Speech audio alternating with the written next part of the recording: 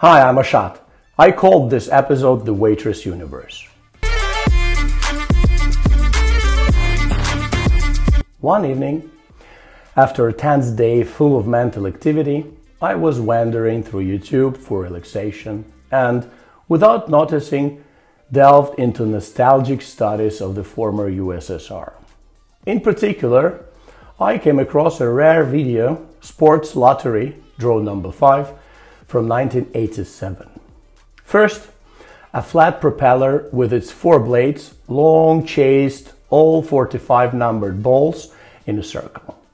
And then the outer circular wall bottom with a single cell exactly fitting one single ball magically went around the circle as if luring one of the 45 to fall into the embrace, leaving no more chances for all others. And that's exactly what happened soon. One ball fell into the cell and proudly rode around. All other balls vainly tried to get into the same cell. However, they could only helplessly slide over the top of our hero and roll, carried away by the flat propeller with its 4 blades further around the circle. A rather primitive yet flawlessly working mechanism. It's all logical. The cell is size perfectly matched. There is a room for it for exactly one ball. All others have no chance. Well, right? Let's give it a shot. I was looking at this wonder of the 80s and a certain parallel began to emerge in my mind. A parallel between the ball and human thought. This whole pile of 45 balls appeared to me as all possible thoughts of a person striving to take over his mind. However, for some reason, only one of them was able to penetrate it and, most interestingly, immediately make it impossible for any other thoughts to arise there. Yes, I remembered where such a parallel came from.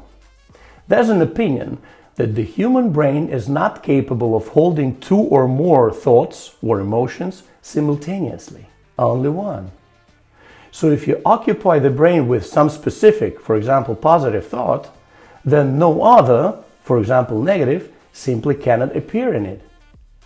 The human brain, like an electromagnetic transmitter, and it actually is one, cannot broadcast simultaneously on 2 frequencies, only on one. This phenomenon was amazingly described by Jacqueline Eldana in her famous book, The 15 Minutes Miracle, which one day helped me create a couple of specific miracles in my life. The universal advice, known since childhood, think positively, or don't be so negative, plays in new colors now. All right, thoughts, feelings, emotions. Everyone knows these words. However, I know for sure each person has their own definitions and often doesn't exchange them with the one across the table.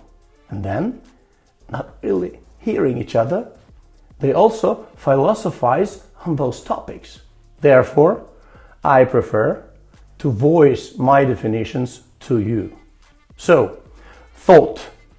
Thought is a theoretical information inside you, in the mind. It's abstract and not necessarily identified with you. It lives in the thinking brain. Example, friends are known in trouble. Feeling. Feeling is a practical information from outside read by your 5 senses inside you to identify an event. It's identified with you. It lives in the body, in the eyes, in the ears, on the tongue, in the nose, and on the skin. Example, oh, it hurts, it's hot. Emotion. Emotion is a physical reaction in the body from yourself to the outside to the just identified event.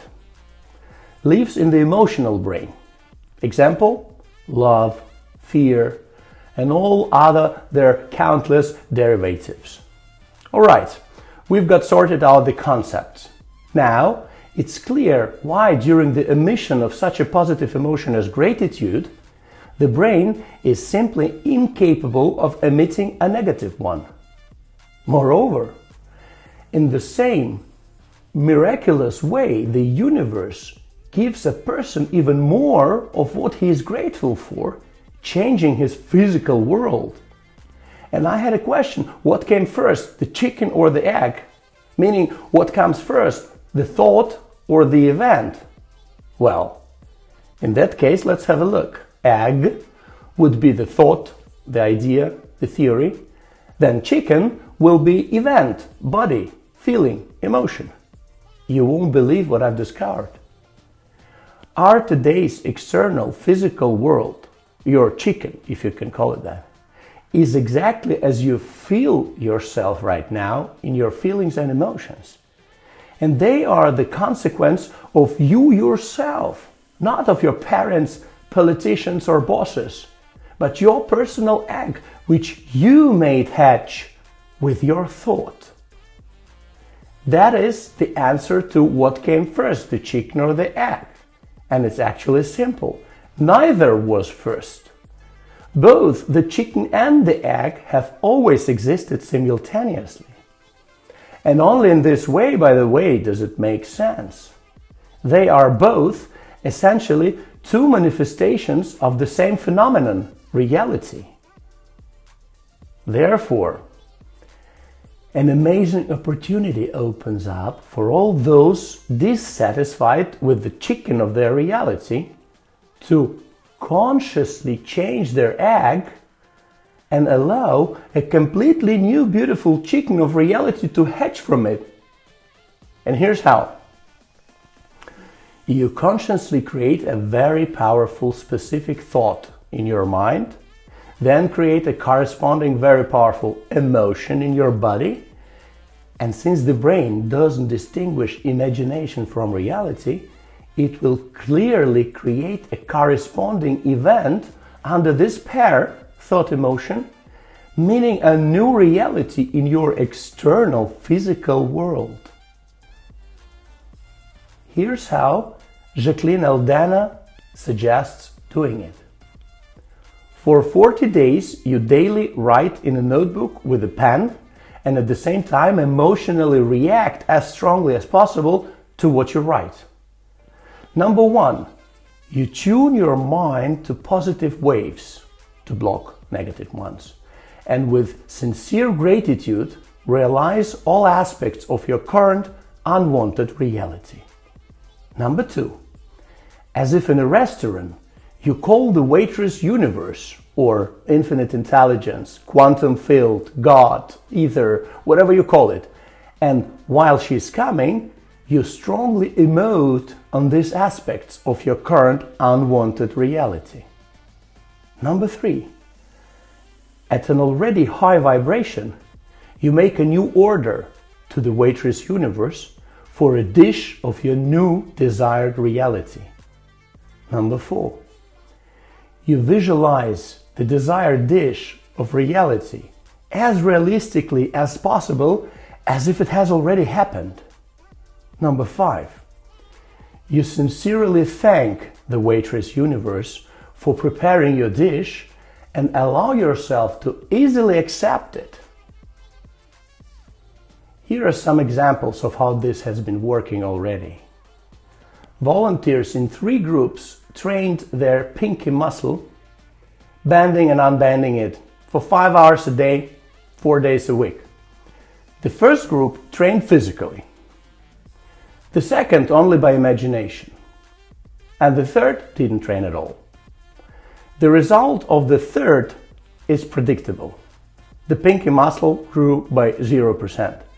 The first group with physics built it up 30%, but the second group, only imagining the work of the muscle, showed a growth of 22%, and this without touching the pinky. A man grew body with a thought.